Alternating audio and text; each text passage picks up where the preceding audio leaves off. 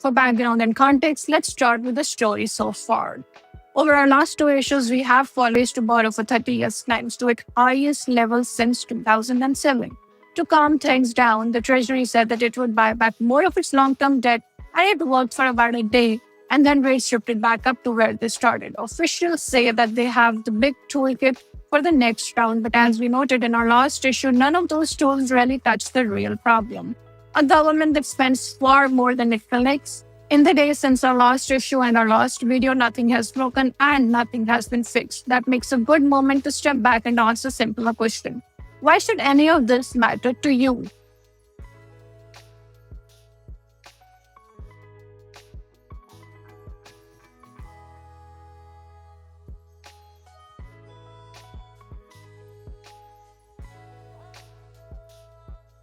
Hello everyone, welcome back to our channel and welcome back to another episode of the Capital Insights series. This is more of an update video wherein we wanted to talk to you about as to why what happens in Washington is important for you and how it affects your wallet. So essentially, this is going to be a plain language guide to the story that we've been tracking, what a bond actually is, why a number in Washington moves your rent, your loans, and who around the world is quietly lending America the money.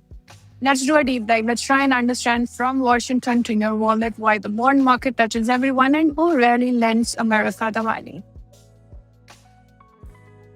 For background and context, let's start with the story so far. Over our last two issues, we have followed a single thread. In August, America's national debt crossed 40 trillion for the first time, and the interest rate that the government pays to borrow for 30 years climbs to its highest level since 2007.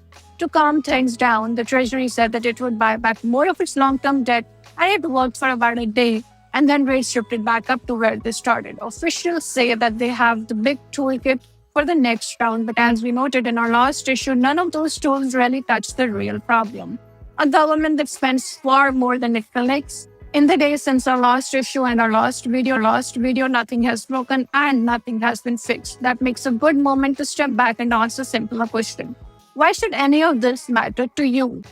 To understand that, let's first try and understand what a bond really is. Strip away the jargon and the government bond is just a loan. When someone buys one, they're lending government money for a set period, and in return, the government promises to pay it back with interest along the way. The yield that fills the headline is nothing more exotic than the interest rate on that particular loan. And like any loan, the rate depends on how willing the lenders are. When buyers feel safe and want the bond, they accept a low interest rate. When they are nervous or when the government is trying to borrow more than people care to lend, they demand a higher one. That is the entire engine behind every alarming number that you have seen. Rising yields simply mean that the world is charging America more to borrow. The next important segment is why a number in Washington shows up in your life.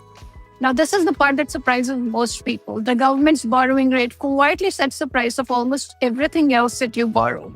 It works because the government's rate is treated as the safest around the world, so nearly every other loan is priced above it. When it rises, the interest on mortgages, car loans, credit cards, small business loans tends to rise too. The monthly payment on a loan can move by a meaningful amount because the shift decided far away in a market most people never really see. It raises your taxes as well. The more the government must pay in interest on its debt, the less is left for everything else, roads, schools, hospitals, or the more it has to raise elsewhere. A bigger interest bill is simply the money that vanishes from the things that governments are meant to fund. And it reaches your savings also because bonds sit quietly inside almost every pension and retirement fund. So when the bond market lurches, the value of what you have put away moves with it, even if you have never knowingly bought a bond in your life. And this brings us to who lends money to America. Now, this is about geography because America does not borrow from one place, it borrows from the world. And when we're talking in terms of who lends to America, the largest foreign holders of US government debt are Japan, UK, China, and India. The single largest foreign lender is Japan, which holds around 1.1 trillion of US debt. Behind it comes the United Kingdom, the banks and the funds of London, and then China. Even India lends America close to 200 billion. Add every foreign lender together and they hold a little under a third of the debt, down from nearly half back in 2008. Now, given this, two things follow. Firstly, this is why a wobble in Washington is never really an American story. When US bonds shake, so does the wealth of savers, banks, and governments from Tokyo to London to Mumbai.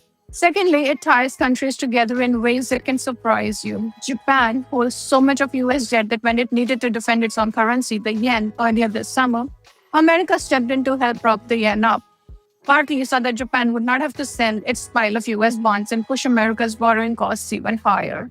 The plumbing runs in both the directions here. There is also another slow shift that is worth noticing. China has been quietly trimming its holdings for more than a decade now. When your biggest lenders lend less, you have to borrow more from yourselves and from more nervous hands. One reason that the market has grown jumpier.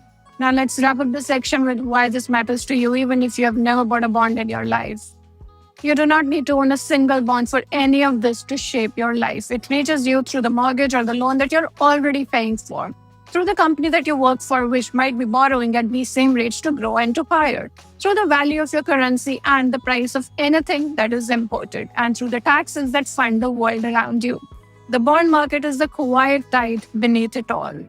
None of this is a crisis today, but it is a slow change in the ground rules, and the patches applied so far have not really altered it. The real test comes in early November when the Treasury decides how much long-term debt to sell, the first clear signal of whether the improvisation is turning into a strategy. This is exactly why we keep tracking a story that looks like it belongs in Washington. It really does not. It ends up much closer to everyone's home. That's all that we wanted to share with you in this update video. Stay tuned in for our next one.